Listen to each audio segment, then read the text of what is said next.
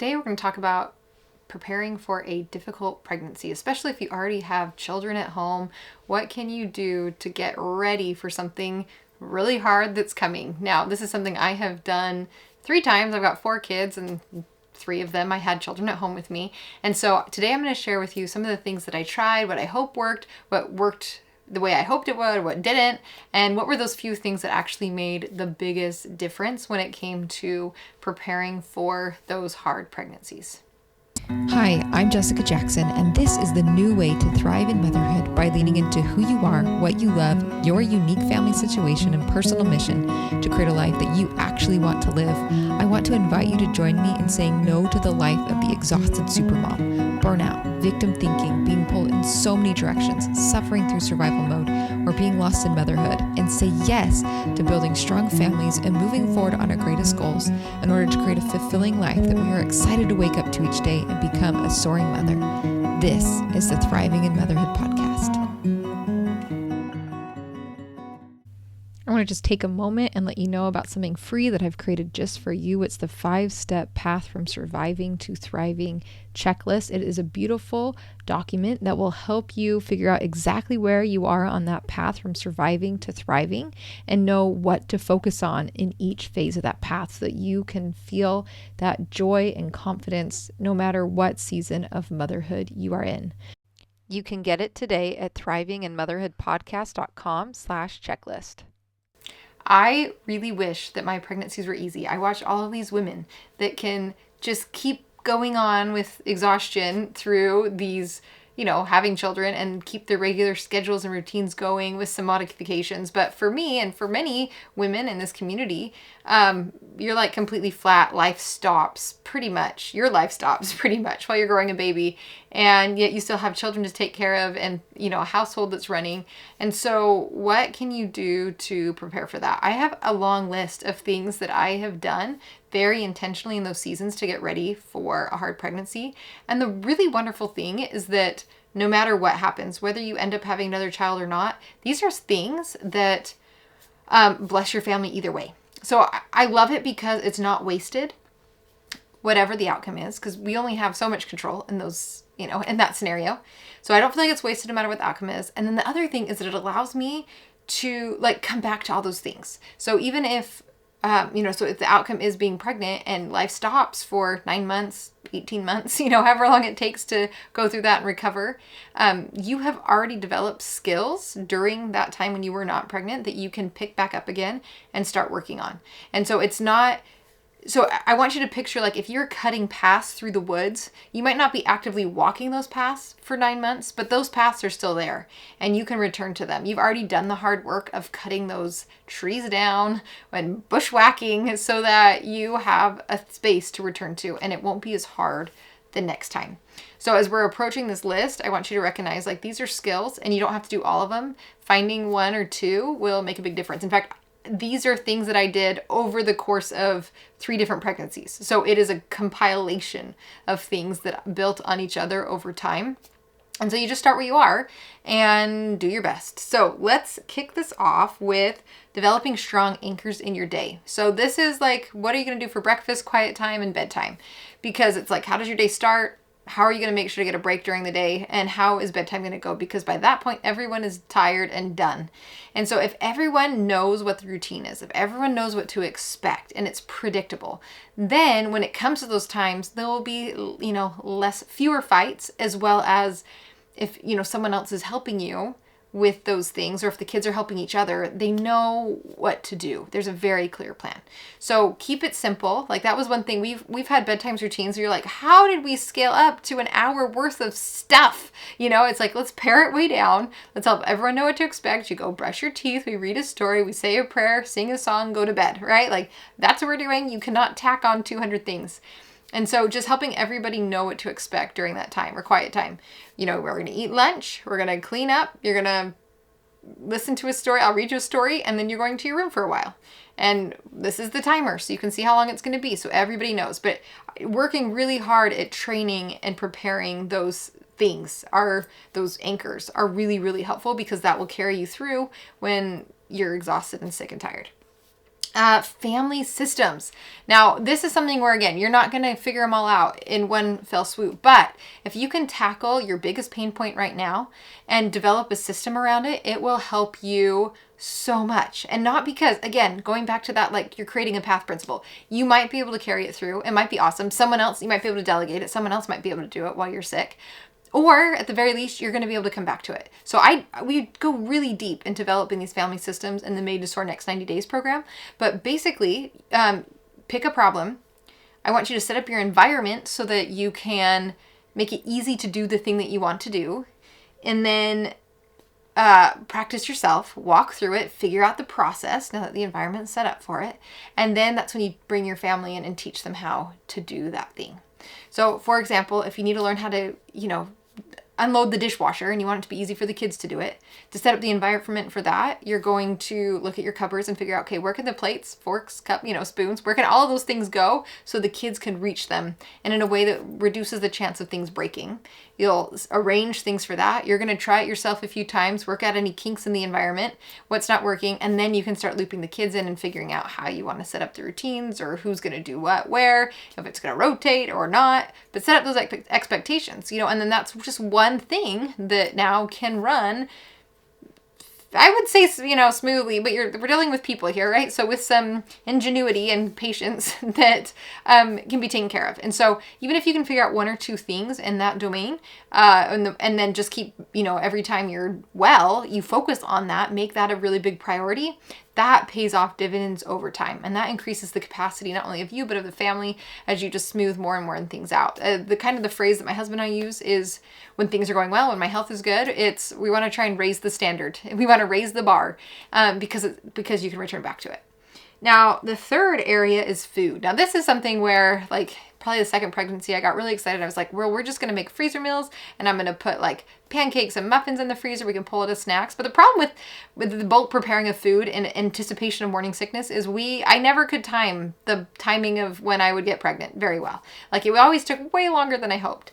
And so by 6-9 months, which grand scheme of thing, not a ton of time. However, when it comes to the food that you put in the freezer, it's not great 6 to 9 months later, and no one wanted to eat it, especially if you weren't feeling good. So I stopped that plan. So my next iteration on that for another pregnancy was to create a binder with an 8-week meal plan.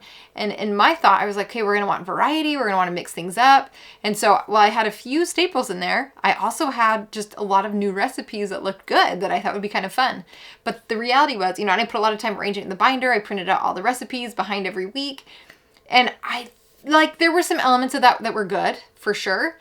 But the reality is, when push came to shove, we were just in survival mode. No one was doing loads of cooking, and we did cook. We didn't buy food, we didn't go out to eat. But the reality was, the cooking that was happening was stuff we already had in our brains, and that we could just knock out quickly. So it was very quick and easy meals. And so when it comes to creating, right now, what I'm working on. And again, I think I'm trying to create things that it doesn't matter whether I'm, getting pregnant or not, right? So I just don't want you to feel like this is a waste either way. And so kind of what I'm recognizing now after many years of iterating is just creating these long-term plans that work well. So now what I'm doing is creating these, meal rotations of our absolute favorites that are quick and easy, that are our pantry staples that we can return to again and again. And there's a little more complicated than that, but we'll save that for another time. And then using that is the curriculum in our kitchen, and making sure all of my kids know how to cook all of those foods. And my oldest can do probably almost all of it now, a lot of them now. And then just helping my younger kids, continue to cook with me, do it together, but also just be really intentional about doing myself, just as a coach in there, guiding, mentoring, but let them do more and more and more. Now, this is a process. We are working on this. And I'm sure we'll keep adding recipes as I get older. And this is just maybe my vision for food in the future. But the great thing is that, especially that my kids are a little bit older, but even by age 6, my 6-year-old can still do a ton in the kitchen. Just having this long-term vision of making meals a whole family project, which is really fun because then we're all in there and together making food anyway. But then if I'm sick, I had a migraine this week, not pregnant, but migraine, and my daughter was able to make the food for everybody and help me get food too.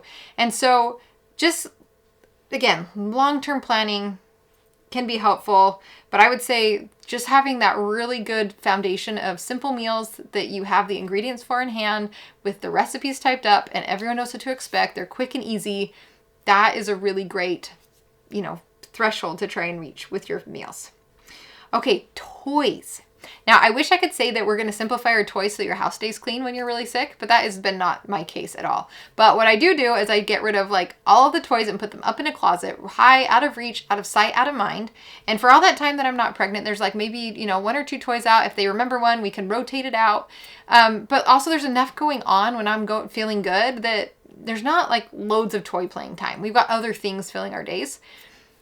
However, when I'm sick, what's great is that, okay, we need another thing to occupy, to draw attention. And so now I have this whole closet full of things that I didn't have to buy, that they were not familiar with, that they had forgotten about, that's kind of new and novel that I can pull out.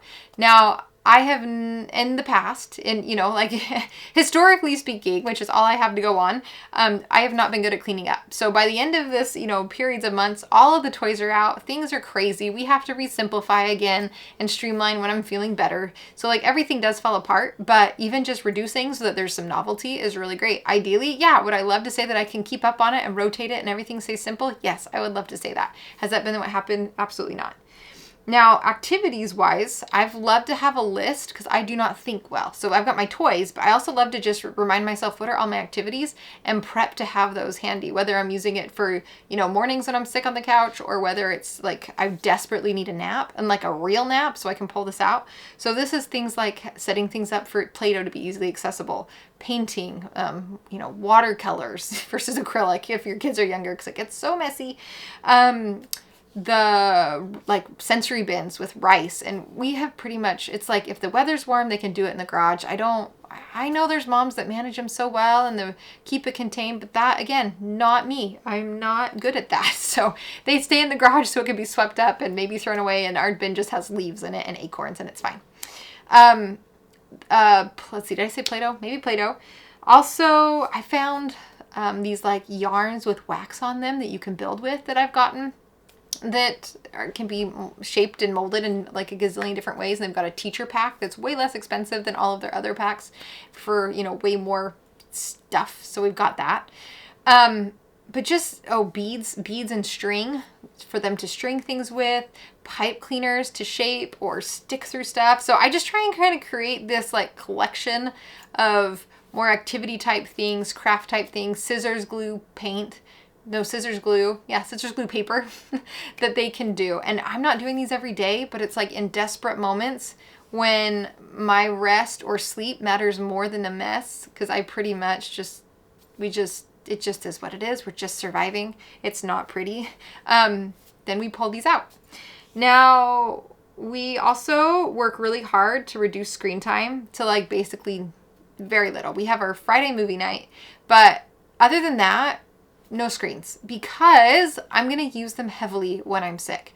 So I like to not only reduce that, but also come up with a list of movies that I'm excited with them watching, or maybe just making sure we've got DVDs that are great. So Sound of Music has always been one that we rely heavily on. I love Sound of Music. And there are things that I don't mind listening to either. So there's that one. I don't know.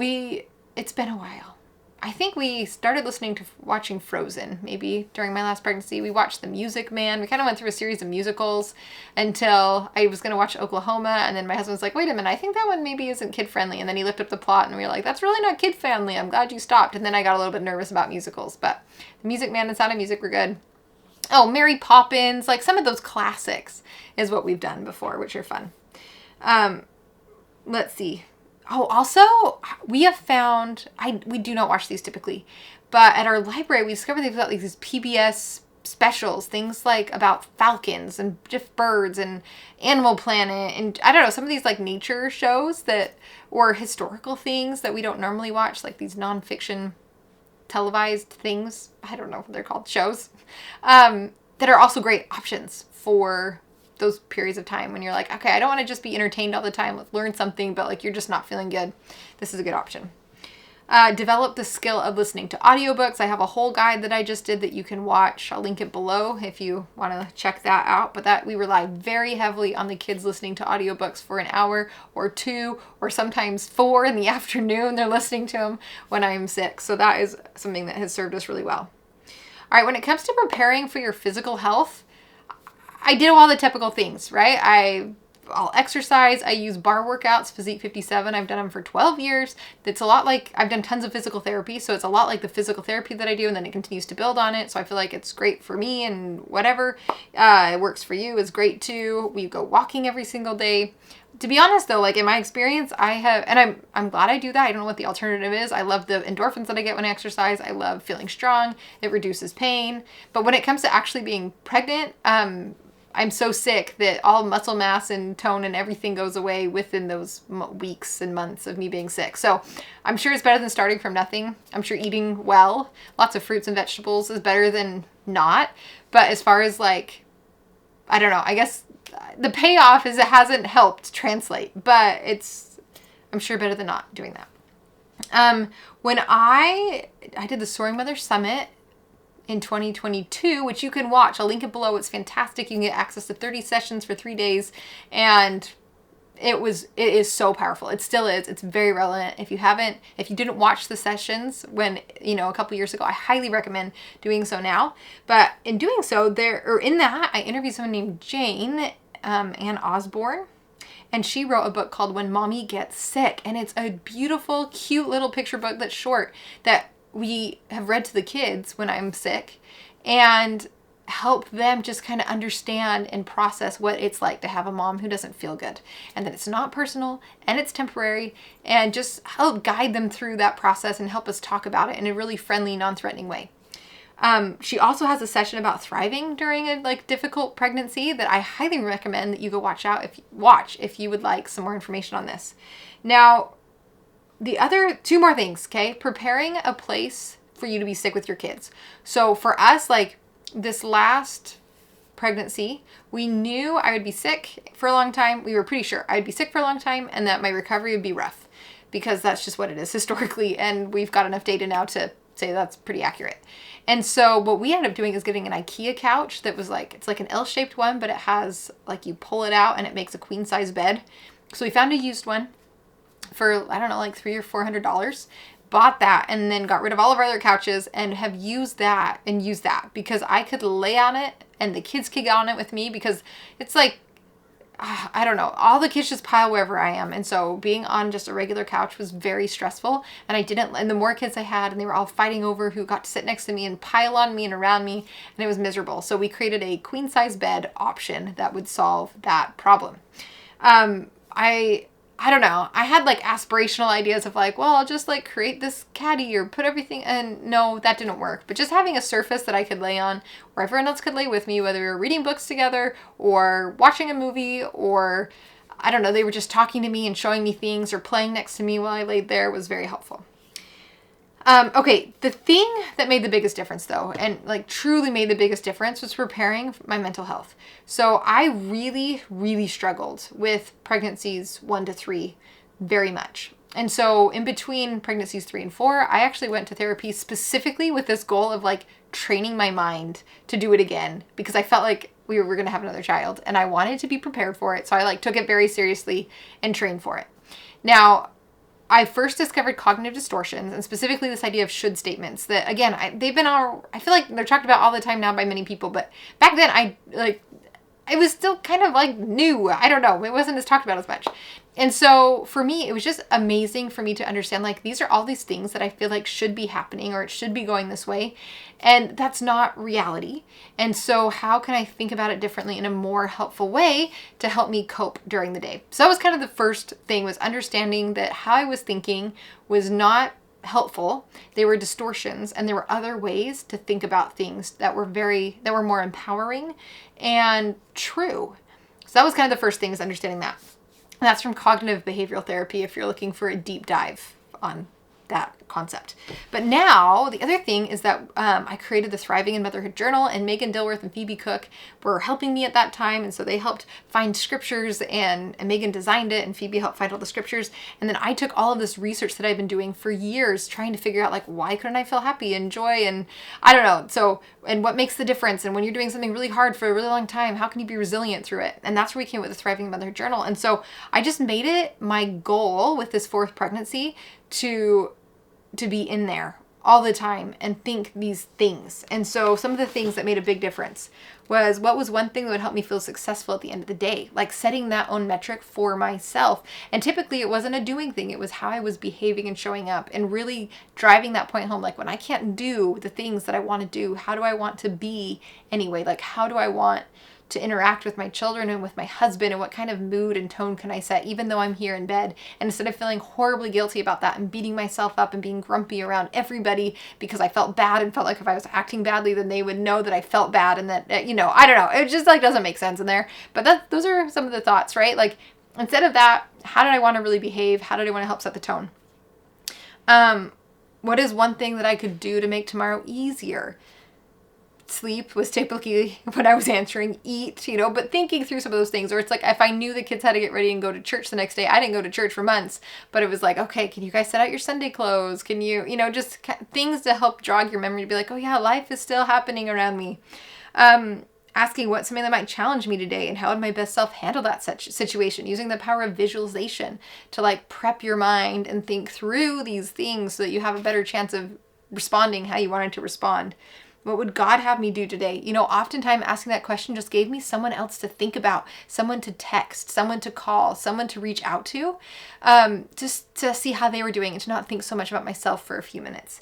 What message can I give myself today? That was often a scripture. Like for one pregnancy, the whole theme was just like, give us this day our daily bread. Just give me the daily bread, or manna. The children of Israel wandering the wilderness. Like, I just need manna, and just seeking for one little thing of kernel of hope that I could hold on to get through that day. And what is one thing we could work on together as a family today? That was really helpful for me, because it didn't matter, because I like to be alone when I'm sick and not be touched. And that is not what happens when you're pregnant and when you have little kids at home. And so giving myself a chance to think through like, okay, when we're here all together in this space, what is the thing that we're going to do today together? And maybe it was a puzzle, maybe it was listening to a story together, but just like kind of prepping myself that way. What could I pray for today? And then these last questions here were just truly life-changing for me, because at the end of the day, I'm so discouraged. I don't want to do it again. I don't even want to face the night, because you feel so sick and so miserable and not sure you're going to make it, or there's insomnia, or you're up like 100 times and you're tired. You're not going to feel better in the morning. You're not going to feel more rested. And it's just like so hard. And so I started learning to ask these questions instead. What am I grateful for today? How have I seen the hand of the Lord in my life today? Or God, how has God helped me today? What were my big wins today? There were always some. What were the magic moments today? These are things that, like, the cute things I saw my kids do.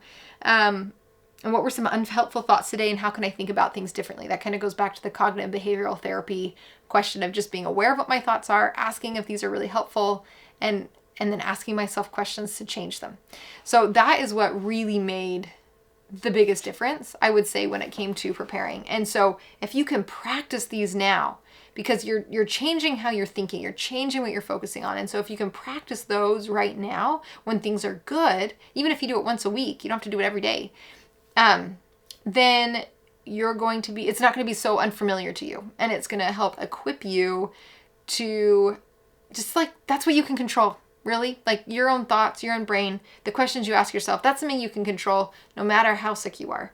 Everything else, it's like best intentions, and then it's just the Wild West. Like, you planned for it to not go as planned. At least that's been my experience. Like, it's just not going to go as you want it to. Or wish it would, or hope it would, or the ideal of what it could be. Like, it just isn't that. And so I found that spending a lot of time just really mentally preparing for it to be hard, and have a plan for that was the most impactful thing. So I would love to hear below which one of these like 11 or 12 things are you going to start implementing, whether you're thinking about being pregnant or not, because all of these are so helpful to just move through, like use those seasons that are not complete survival modes where you have a little bit of extra capacity to do something to focus on doing one of these things to smooth things out for yourself. So which one are you going to focus on? Let me know below. And thank you so much for joining me today. And I'm excited to talk with you again next week. Today's episode is brought to you by the Thriving in Motherhood Journal. This is my go-to tool to completely change how you will experience motherhood. I created it during some really hard seasons in my life to change how I was thinking about my life and to bring more meaning, fulfillment, and joy into the everyday and including the really hard days. This is based in the latest research of positive psychology, high performance habits, cognitive behavioral therapy, gratitude research, as well as some scriptures from the Bible to bring in a spiritual element as well. And as you learn to ask these questions to yourself, it changes how you see your day. It changes what you focus on. And as you change your focus, you will find that you are feeling so much more joy. You can learn more today at thrivinginmotherhoodpodcast.com/journal.